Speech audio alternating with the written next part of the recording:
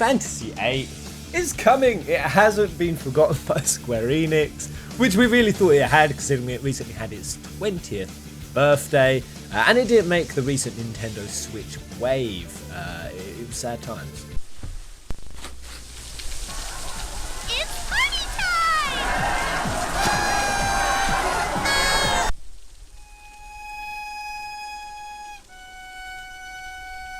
But E3 dropped that we will be getting a remastered version of it, and I just wanted to talk about the report about the remaster, and stay to the end if you want to see what my reaction was to it getting revealed at E3. But 1999 was when this game came out, and FF8 has always been an interesting one to me, simply because it's kind of now slipped into being seen as one of the golden age Final Fantasy, so one of the masterpiece FFs. The people usually say about the era, 7, 8, and 9.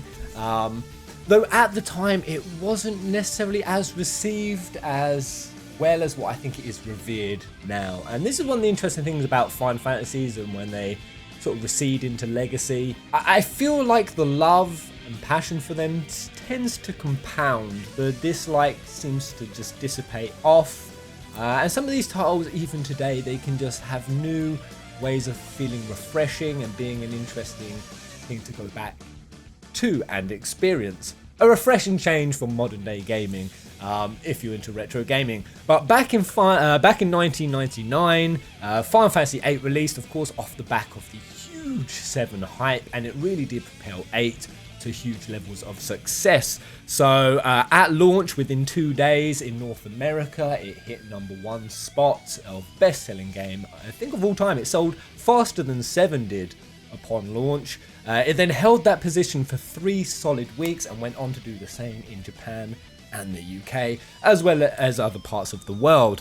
Now, as of today, as of 2013, 8.5 million copies sold, and 703k sold on their recent, very janky, very derpy 2018 PC release, which I tried playing. It is one of the only streams that I physically could not finish. I didn't even have a choice. I was crashing on Windows 10. It was just a terrible port all in all. The music that they added was which, by the way, if you've ever wanted to fix for that, there's a mod called Roses and Wine. That became one of the most popular mods of all time because of how bad the soundtrack was. And there's been such a little amount of representation of FF8. Like Square Enix didn't even tweet out on its 20th anniversary birthday. It really did feel like the forgotten child. And they're sad considering how well it did Square Enix. I mean, it made them 50 million schmecks within 13 weeks of it releasing back in 99. So it's really good to see it returning, and whether or not this port is going to be any better, well, I think there's good hope for it. So the company who are handling it, or handling parts of it, I mean, we're really not sure. There's not been much information at all, not even from Square Enix, but the company is Dotemu. These guys have worked on a lot of ports. They did some of the work on 7, on 9. Now, they're generally pretty good. That's not to say that there hasn't been faults with either their work or the way it's integrated, because it's always so uncertain how much these guys work on stuff. And I think it's going to be even more uncertain with 8, considering we always thought, or we did kind of know, that the reason why FF8 was getting ignored is because it had lost its source code. Now, I may be 27 and I may be a video game YouTuber, but when it comes to technology, I'm an old bitch. So I don't know how you work around an issue like that, what's been done to fix that source code issue. And Dotemu have said they're not really saying anything because Square Enix aren't.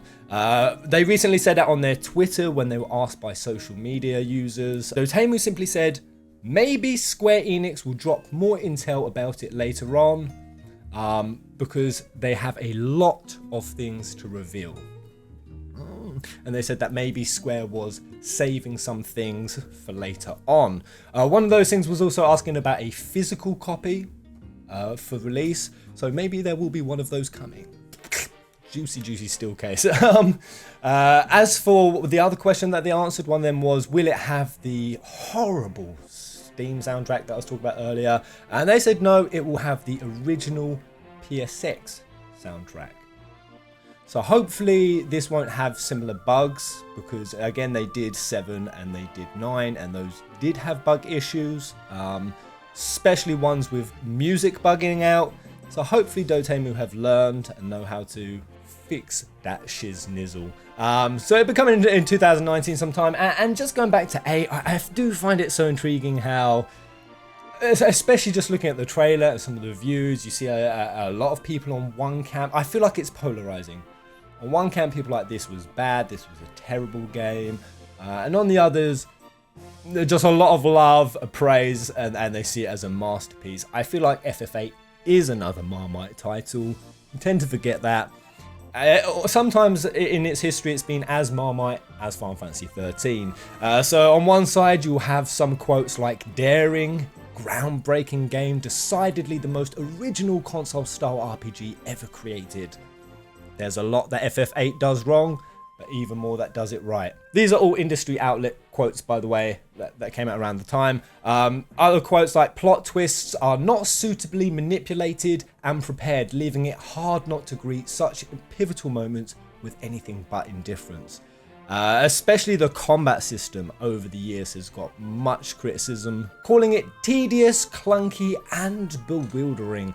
I think they're talking about drawing. So anywhere from where you go from the plot to the combat system, there's a polarizing point of view. I've got to say personally, the combat system has never been hugely compelling to me. What's compelling to me is the plot twist. It's the story. FF8 is just a game that keeps on giving, and I can certainly understand why it got criticisms, because at the time, some of the elements were so confusing to understand. Like, you really had to put thought, a lot of thought, to even understand a lot of the elements of FF8 and exactly how deep and far-reaching they go.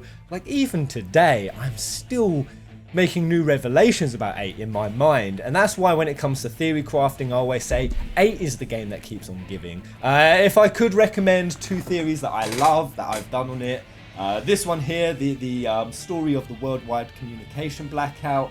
It's an Adele Dia theory. This one's awesome. And also, Selfie is a sorceress.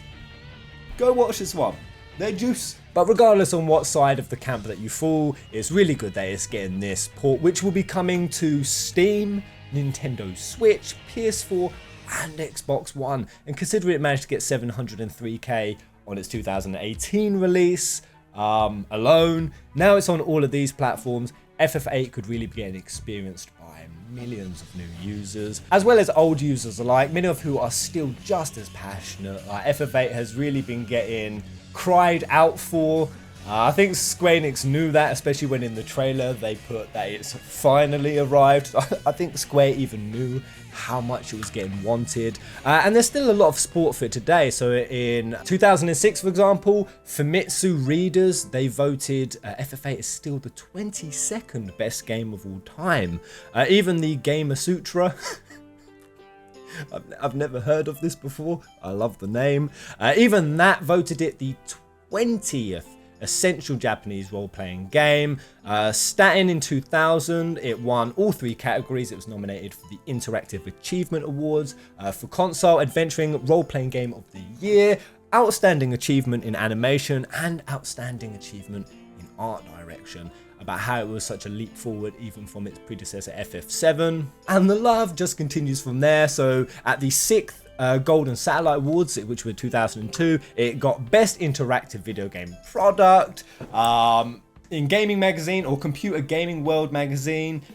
Despite their complaints and criticisms of the game, they still gave it 20th Best Game of 2000, and IGN in 2002 said it was the 7th best title for the PlayStation of all time, even placing it higher than 7.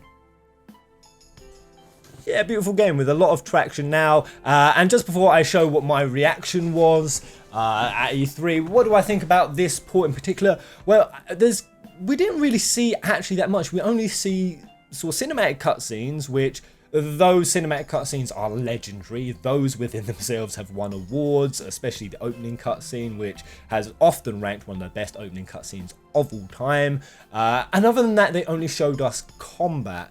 Now, of course, it's really nice to actually see eyes and faces, which were very blurred and the resolution was bad, and hopefully the frame rate's going to be better with this port. I also noticed that they've kind of lost the narrowness of their faces, you know, like the noses that just sort of pointed into oblivion. That seems somewhat mitigated. Like, the faces look better, it all looks smoother, better textured, sure. I wouldn't say it's gone that up and above from what we've seen some mods get to. But that's in combat. What I'm really curious to see is what the overworld map will look like. The resolution on that was really bad. It was really pixelated back in the day. It was enough to make me feel nauseous, as well as some story cutscenes that aren't cinematic based. How they're going to look, features and characters and backdrops are going to look.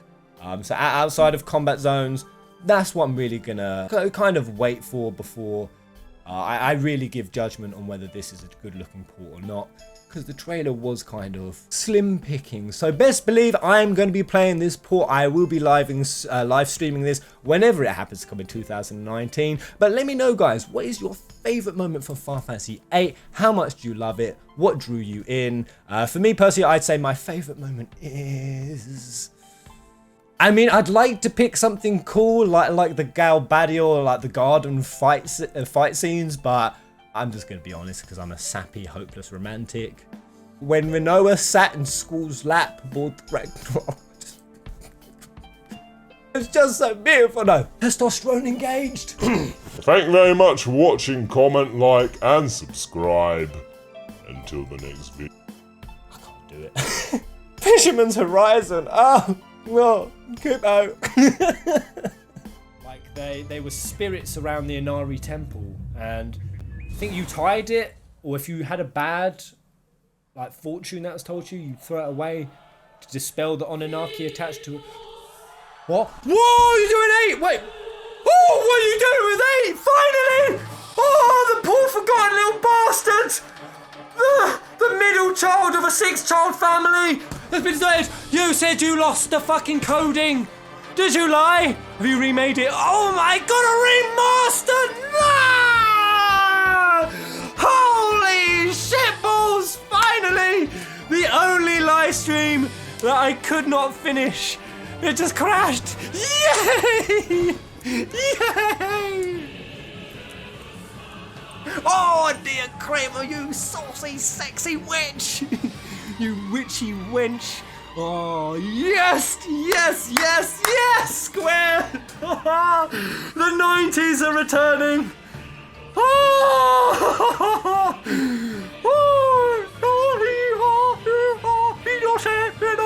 Egg and cheese, ham and chips! Oh yeah!